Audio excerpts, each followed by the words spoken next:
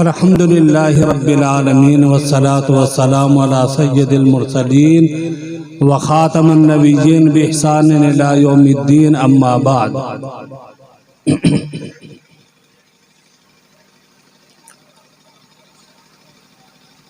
اعوذ باللہ من الشیطان الرجیم، بسم اللہ الرحمن الرحیم۔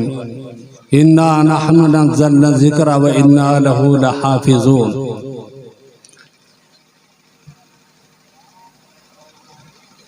میں اپنے آنے والے مہمانان کرام بالخصوص حضرت مولانا شوکت علی صاحب دارالعلوم دیوبند سے تشریف لائے ہیں، ان کا خیر مقدم کرتا ہوں اور شکریہ ادا کرتا ہوں۔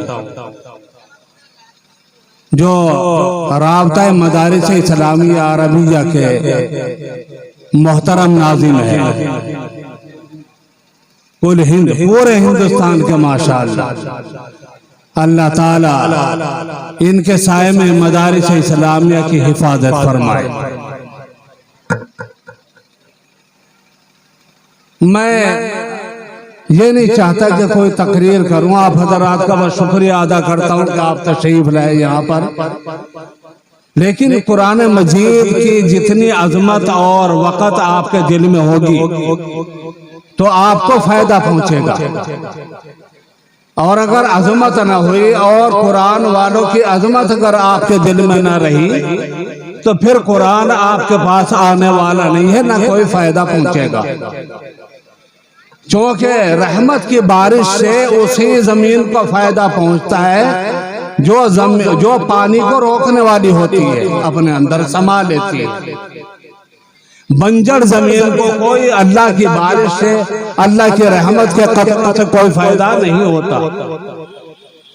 حضرت عمر کا ذکر آیا، دیکھیے عظمت صحابہ کرام کے دل میں کہ جس وقت میں حضرت عمر رضی اللہ تعالیٰ عنہ نے قرآن کریم کی سورت بقرہ پڑھی تو ایک شکریہ کے طور پر ایک بڑا جانور ذبح کر کے اور مدینے والوں کی دعوت کی۔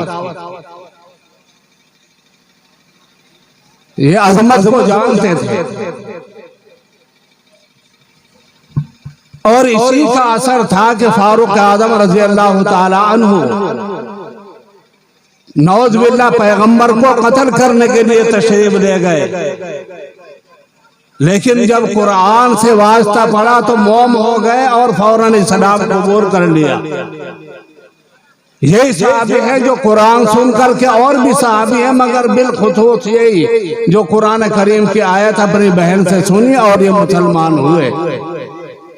اور یہاں تک ہے کہ اگر دیکھا جائے ہندوستان کی تاریخ تو شاہ ولی اللہ محدث دہلوی، اس سے پہلے حضرت مجدد الفتحانی رحمت اللہ علیہ، یہ پورا جتنا بھی ہندوستان کے اندر یہ علماء کرام کی جماعت ہے، کوئی ایسا نہیں گزرا آج آپ کی اولاد میں سے جو قرآن سے جاہل رہ گیا ہو، اسی کا اثر ہے یہ۔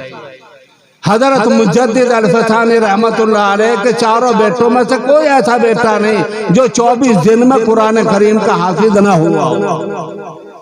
پوتوں میں بھی ایسا ہی ہوا۔ حضرت شاہ ولی اللہ محدث دہلوی جنہوں نے پہلی مرتبہ ہندوستان میں سن 1700 میں قرآن کریم کا فارسی زبان میں ترجمہ کیا، اس سے پہلے تو بس ایسے ہی اسلام پھیلا یہاں پر۔ اور ان مدارس اسلامیہ کا جو شجرہ ہے بزرگ اور دوستوں، میں موٹی موٹی بات عرض کرتا ہوں کہ جناب رسول اللہ صلی اللہ علیہ وسلم کا جو مدرسہ ہے، مدرسہ اصحاب صفہ، اسی سے ان مدارس اسلامیہ کا شجرہ جڑتا ہے۔ اور اسی کے پڑھے ہوئے ایک شخص نے دمشق کے اندر جا کر کے حکیم الامت حضرت ابو دردہ رضی اللہ تعالیٰ عنہ نے مدرسہ کھولا، مدینے سے دمشق میں جا کر کے۔ حضرت عبداللہ بن مسعود رضی اللہ تعالیٰ عنہ نے مدرسہ کھولا کوفے کے اندر جا کر کے، عراق کے اندر، اور پھر وہاں سے مرکز بنا بغداد، ایک بہت بڑا مرکز بنا قرآن کا، تفسیر کا، احادیث کا، تاریخ کا اور چیزوں کا، اور اس کے بعد سے جب بغداد کی تباہی ہوئی 1 کروڑ 6 لاکھ مسلمان قتل ہوئے، اور وہاں پر اسلام کا ایسا محسوس ہوتا کہ اسلام نہیں رہے گا، صرف مدارس اسلامیہ مدرسوں کا وجود تھا، اہل اللہ کا، قرآن والوں کو جو انہوں نے سنبھالا، اور آپ مسلمان ہیں انہی کے صدقے میں۔ وہاں سے منتقل ہو کر کے پھر یہ دہلی مرکز آیا، دہلی، اور دہلی کے اندر 1000 مدرسے جن کی سرپرستی حضرت مولانا شاہ عبد الرحیم صاحب دہلوی رحمت اللہ علیہ، شاہ ولی اللہ کے والد صاحب۔ اور جب ہندوستان کے اندر انگریز نے قدم رکھے، وہ کیوں آیا تھا؟ حکومت کرنے کے لیے نہیں آیا۔ میں نے کل بھی پڑھا اور اس سے بھی پہلے پڑھا ہے، ہندوستان سے مسلمانوں کا نیست نابود کرنے کے لیے ایک بھی مسلمان باقی نہ بچے، وہ خاتمے کے لیے یہاں آیا تھا۔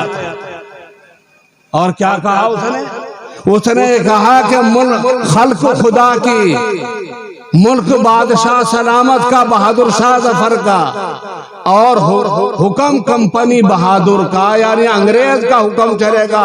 اس کو سمجھنے والا، اس بات کو سمجھنے والا سب سے پہلے مدرسے کا نکلا ہوا، مدرسے کا پڑھا ہوا حضرت شاہ عبدالعزیز محدث دہلوی تھے، جنہوں نے 1803 میں یہ فتویٰ صادر کیا کہ آج ہندوستان غلام ہو چکا ہے، اور پھر ہزارہا علماء کرام کا قتل کیا۔ وہ یہی اسی وجہ سے آتا کہ یہاں مسلمان نہ رہے ہندوستان کے اندر۔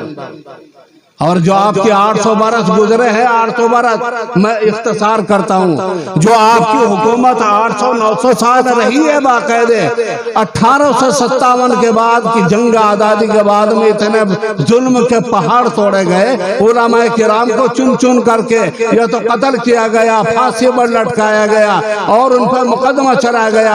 3 مولویوں کو 6 مہینے تک جیل کے اندر رکھا، پھر پھانسی کی سزا بول دی گئی۔ کون تھے؟ مولانا جعفر صاحب، مولانا یحییٰ۔ جب یہ 3 آدمیوں کو باقاعدہ بول دی گئی کہ بھائی ان کو جو ہے پھانسی ہوگی، تو یہ بیچارے خوشی منا رہے تھے۔ انگریز نے دیکھا کہ جا کر کے دیکھو کہ کیا، تو ہنس رہے، کہنے لگے کل کو ہم جنت میں پہنچ جائیں گے۔ یہ مدرسے والوں کا کردار ہے۔ بہرحال یہ اسی طرح سے آپ کی بقا اور آپ کی سلامتی جو ہے وہ مدرسے کے ساتھ وابستہ ہے، مدارس اسلامیہ۔ چونکہ میں نہیں کہتا، پیغمبر صلی اللہ علیہ وسلم نے ارشاد فرمایا، خیرکم من تعلم القرآن وعلمہ۔ یہ سب سے بڑی نیکی ہے، قرآن کا پڑھنا پڑھانا، بچوں کا سب کچھ۔ اللہ تعالیٰ عمل کی توفیق عطا فرمائے، اس کی عظمت کریں، قرآن والوں کی عظمت کریں اور قدر کریں۔ انشاءاللہ اللہ تعالیٰ آپ کی مدد فرمائے گا ہر اعتبار سے۔ وآخر دعوانا الحمدللہ رب العالمین۔ بہت بہت آپ حضرات کا شکریہ۔